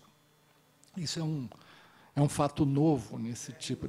Nós temos que ver agora jogadores que não é só... É como a aplicação, investimento em gado que ainda não nasceu, entendeu? O jogador já está vinculado a um clube, a empresários, etc. Ele já foi para o Real Madrid, só não ficou lá porque não quis, né, e ficou aqui no Santos. Quando ele jogou a primeira partida, ele entrou no segundo tempo de uma partida aí no ano passado, já havia uma expectativa, um estádio inteiro esperando a entrada em campo de um jogador que ainda não tocou na bola. Entende? Então, isto é um fato novo, cujas consequências psicológicas a gente não sabe quais são. Mas, de fato, a ideia de que um garoto já é parte do futebol profissional antes de ter se constituído como pessoa e, portanto, de ter... eu acho que essa confusão que se deu agora, porque ele perdeu alguns pênaltis, o técnico mandou um outro bater, ele se irritou com isso... E aí ele começou a fazer jogadas absurdas. Ontem eu acompanho todos os jogos, todos, na alta e na baixa. Jogadas absurdas, de extrema extrapolação. Ele quis dar... Ou seja, aquilo que um jogador já faz fora da medida. Não é? Ele estava fazendo isso. E o técnico deu-lhe mais uma bronca, e ele respondeu com palavrão, e aí criou-se a questão. Como vai ser tratado esse garoto? Eu diria que esse garoto é o adolescente que, em vez de passar por isso em casa, a casa dele já foi o campo de futebol desde antes. Ou seja, quer dizer, aquelas questões que a gente vê, talvez na escola, que a gente vê em casa, que não sei, esse garoto está vivendo publicamente, porque, na verdade, a figura dele já é pública desde antes dele ser, certo? Como eu insisto, a figura dele já existia como jogador antes de tocar na bola. Então, é um negócio... Oi? Exatamente. Então, ali tem a questão justamente do papel educativo, porque o diretor, o técnico e o pai dele, não é, já são figuras que estão às voltas, como nós, professores, estamos, não é, ou como pais, etc., com as questões que se colocam para uma geração que parece que não introjetou limites, entende? Cuja questão é como se dá a introjeção dos limites e qual é o papel da família, de pais e escola nesse processo. E isso está se dando. O técnico René Simões, do time adversário, veio logo fazer uma declaração que eu achei nojenta. Eles estamos produzindo um monstro. Este garoto eu nunca vi uma coisa tão mal educada, é um monstro que estamos fazendo. Exato, porque aí esse discurso ressoa, porque a demonização Porque isso é, na verdade, uma coisa invejosa, menor, medíocre, etc. Onde apareceu o talento e, ao mesmo tempo, o problema, o melhor é transformar aquilo numa aberração, numa anomalia, etc., para extinguir aquilo. Entende? É esse o ponto. Então, eu acho horrível aquela atitude daquele técnico lá que falou esse negócio, e achei muito ponderada, mais uma vez, a do Dorival Júnior, dizendo, eu gosto dele, eu sei que tem um problema, esse problema é novo, é difícil de lidar, não tinha aparecido desse jeito, e é uma questão a se colocar entre, né, a diretoria do clube, o técnico que sou eu, o pai dele e ele. Né? E nós estamos vivendo isso publicamente porque o futebol tem o poder de dar essa dimensão para essas questões, que são, mais uma vez, significativas de coisas que não estão só lá, dizem respeito a coisas que nós vivemos em outros planos, e principalmente nas escolas. A questão do Neymar é muito interessante, e vou lembrar do Sócrates. Eu fui num debate há pouco aí com o Sócrates sobre a democracia corintiana, por causa do centenário do clube, e ele falava que a democracia corintiana, que é um evento fantástico, discutia o jogador como adulto e o futebol trata como criança. Então eu fiquei nessa história do Neymar interessante, que o pai dele vai participar, né? É fantástico isso, um cara ganha 500 pau por mês, o pai dele vem fazer essa discussão. Então o futebol continua reproduzindo isso, como continua reproduzindo racismo, continua reproduzindo homofobia, etc, etc, etc, né? Agora, eu estava vendo o jogo ontem do Corinthians, e o primeiro gol do Corinthians é arte pura, né? Só que a televisão não pode mostrar aquilo, é impossível mostrar como é que o Corinthians conseguiu fazer aquele gol ontem, o primeiro gol do Jusilei. Não dá para, a TV não vai permitir aquilo, né? Então, existe uma geração de longa data, que é a geração que foi no campo ver o jogo. Então, você primeiro vai no campo ver o jogo, entende como é que funciona, ataque, defesa e etc., entende ontem como é que o Corinthians quebrou a defesa do Fluminense, e depois você vai ver na TV. Então, você vê na TV, mas você viu no campo primeiro toda aquela geometria. Agora inverteu-se, agora os campos são cada vez menores, cada vez mais caro, né? Então, por exemplo, outro dia eu fiz um cálculo, eu pagava $1 para ver o Pelé e o Rivelino. Agora eu pago $35 para ver o Yarley, por exemplo. Né? Elitizou-se violentamente nesse setor. E criou-se uma geração que não vai no estádio ver, não conhece essa geometria. Então, está olhando o jogo pela TV. Né? Então, uma primeira questão. A outra, talvez aí, lembrando também o Veneno Remédio, a famosa seleção de 70. A seleção de 70 foi uma seleção que se preparou fisicamente, com cuidados extremos, né? Portanto, reforça o que você colocou sobre a 70, não é ou 82, a arte contra a arte e o futebol força, etc. Inclusive, essa seleção de 70 ela foi preparadíssima por causa da derrota de 66, em que chega-se à conclusão que o Brasil não sabe jogar futebol, não está preparado para esse futebol, que é força, e etc, etc. É uma seleção altamente preparada a partir de 68, e aí eu acho que a ditadura entra com esses personagens que você citou. Né? Aí sim entra Cláudio Coutinho, Parreira, Zagallo, que eu acho um horror. Eu acho que o Zagallo produziu, lembrando o luto de 50, o Zagallo produziu a maior, acho que atrocidade que se cometeu no Brasil, que foi impedir a entrada do Barbosa numa preparação de Copa do Mundo, dizendo que pé frio não entrava na concentração. Né? Uma maldade com um homem de 80 anos que não foi, evidentemente, culpado por uma derrota como a de 50. E em 82, eu acho que surge esse lapso, que você também tem razão, surge... até porque o Cláudio Coutinho morreu um pouquinho depois da Copa de 78, e 78 foi um absurdo completo. Né? Agora, eu queria exatamente esse ponto como é que ver essa geometria no que a televisão não permite? Como é que é possível isso? Que futebol que vai aparecer daí? O que a gente pode fazer? Se é que você encontra algum caminho para que nós, da arte, ou nós, professores, possamos usar essa novidade, essa visão sobre o futebol, sobre o esporte em geral, como formas novas formas de se relacionar com essa juventude que está se aproximando do futebol, como todos esses Neymar e vários outros jogadores, como o próprio Silas e vários jogadores que vêm de comunidades muito pobres, muito deficitárias e convivem, trocam entre ser laranja de drogas nas favelas e serem jogadores de futebol.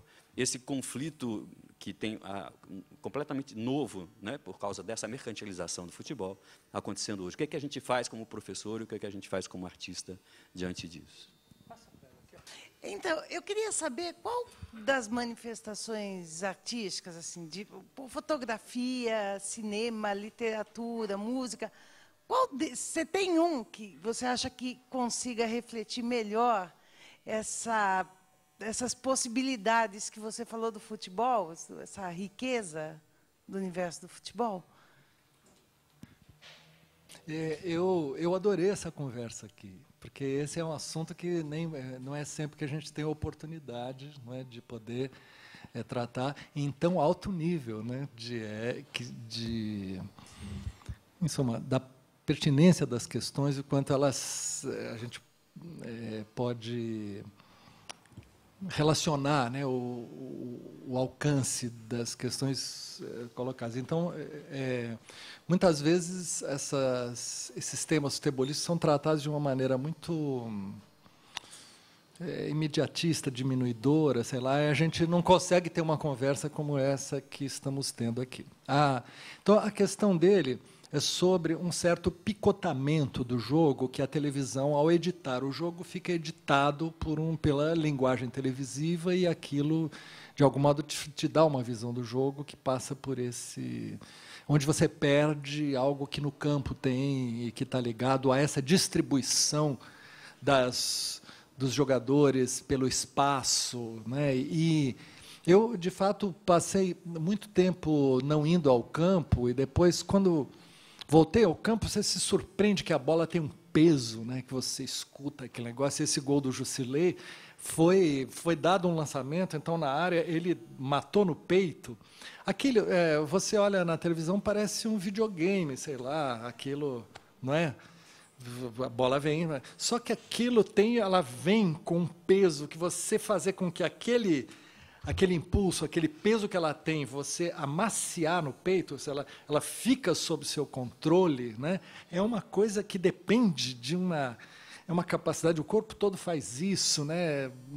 Como é que consegue fazer? Porque, geralmente, se a pessoa não tem técnica, a bola vem, bate e escapa completamente. Então, ele, de fato, quer dizer, dominou e tocou no campo, isso é uma coisa que no campo você aprecia melhor quando você se lembra que a bola é um objeto, né, que tem seu peso, seu tamanho, sua medida. E a Copa agora extrapolou com aquela Jabulani. A Jabulani é um sintoma dessa tendência à agilização do futebol, que é uma tendência do capital. Eles pensam que você torna o jogo mais rápido e fica mais interessante e com mais gols, sei lá. O que é um absurdo, porque, na verdade, você passa da medida que é de segundos, a fração de segundos em que a bola vem, o peso que ela tem, aquela bola descolava e fugia do controle, aquilo saiu, quer dizer, vai saindo para fora do futebol. Eu sou contra esse tipo de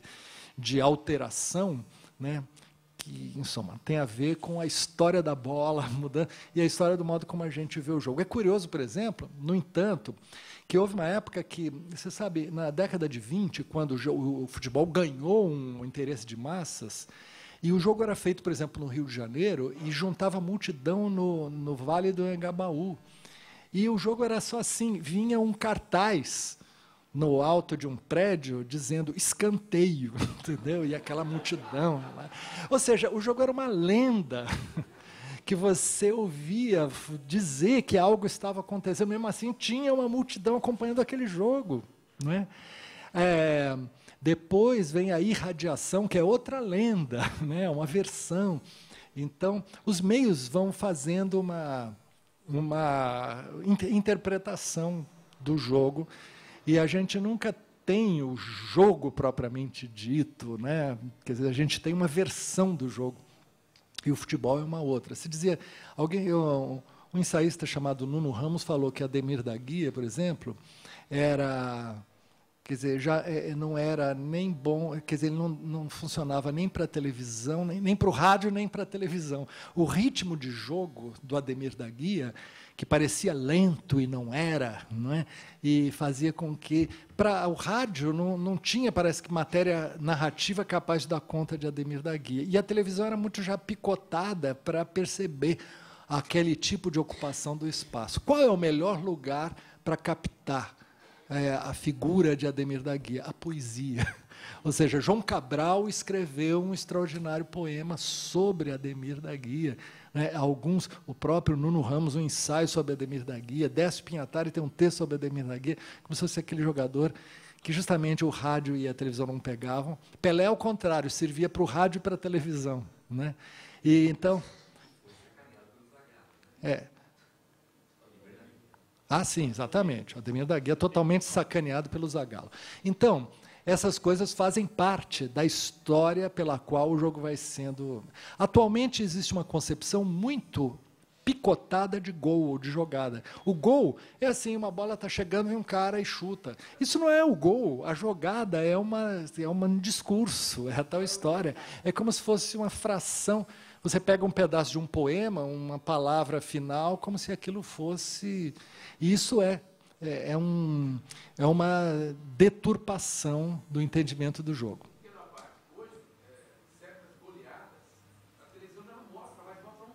Mostra um gol como referência. Porque é uma saturação de gols, mas você... Em suma, isso é verdade e está ligado a uma espécie de fragmentação da vida contemporânea, que é o excesso de informação e uma redução daquilo a elementos desconectados. Não é? Acho que, no entanto, só para terminar de responder a você, uma figura fundamental na vida futebolística brasileira, que é uma espécie de contrapartida a isso, é Tostão. Tostão viu como nós o jogo no estádio, mas viu de dentro e viu de fora. Tostão tem uma visão de dentro do campo, de fora do campo, como ninguém, eu acho.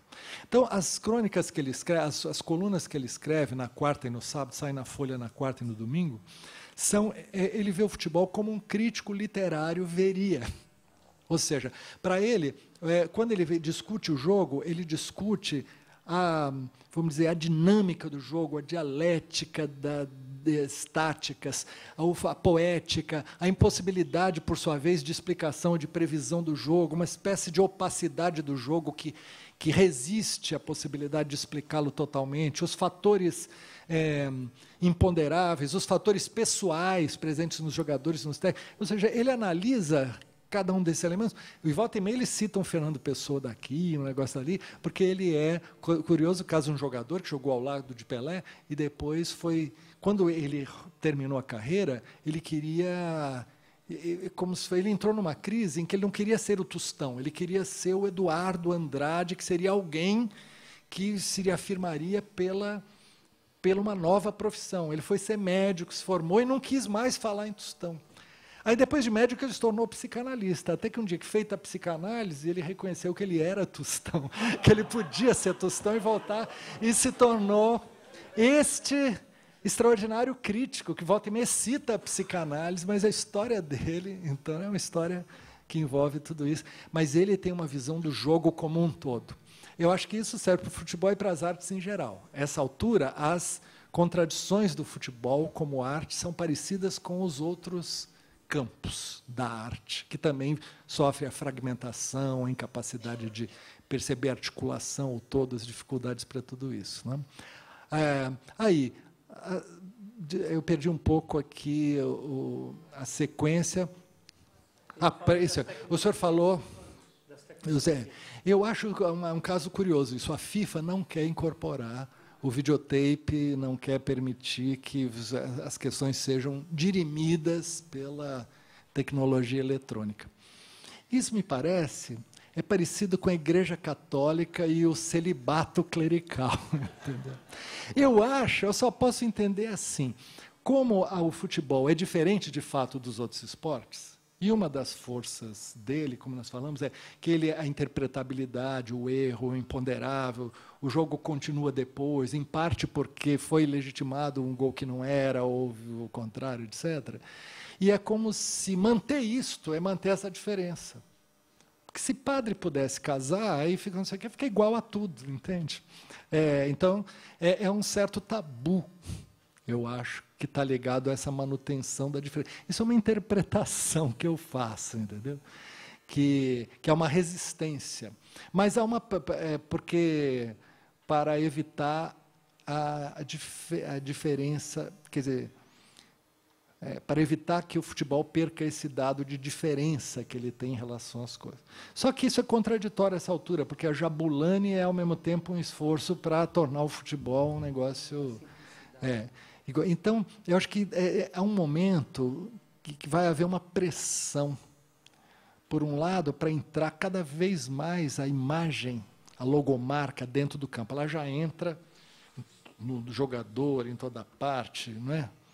Pubis, nádegas, pescoço, quer dizer, estão ali logomarcas.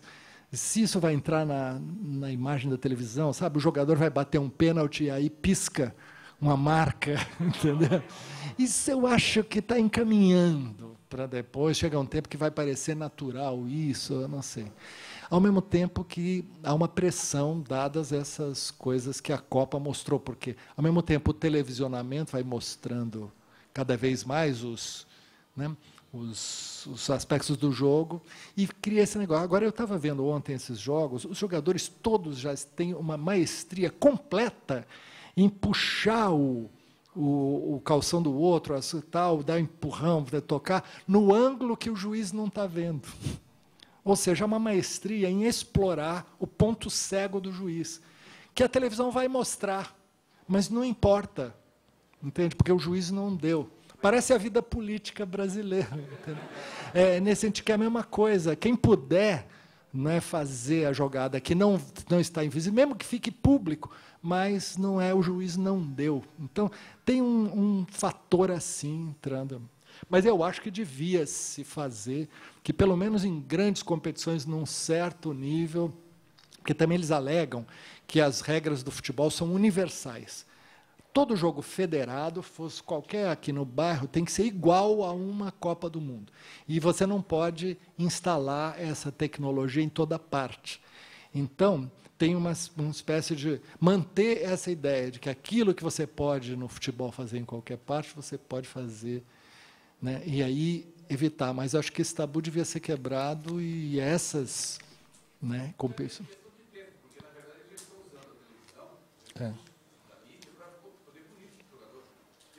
Depois, usa-se isso também. Sabe-se que o Zidane foi expulso depois da cabeçada no Materazzi porque alguém soube pela câmera, não pelo juiz, e os bandeirinhas não viram, né? E aquilo interferiu no jogo. É uma contradição que está em curso. Exatamente.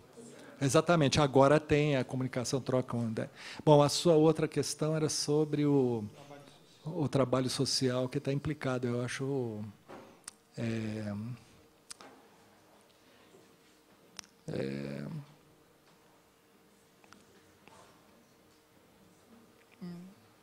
acho que quer dizer, como o futebol tem esses aspectos que são, ao mesmo tempo, simbólicos. Do ponto de vista simbólico, você pode ganhar, perder e empatar. E você aceitar isto alguma coisa que é um valor civilizatório, é uma elaboração que é fundamental para todos os processos, vamos dizer, de constituição dos grupos, da educação, da formação, etc. Né? E ele tem um componente imaginário, que está ligado às torcidas organizadas quando elas se tornam intrinsecamente violentas e cujo objetivo não é mais ver o jogo, mas é encontrar com a outra torcida que também vai querer encontrar para se entrenegarem, né?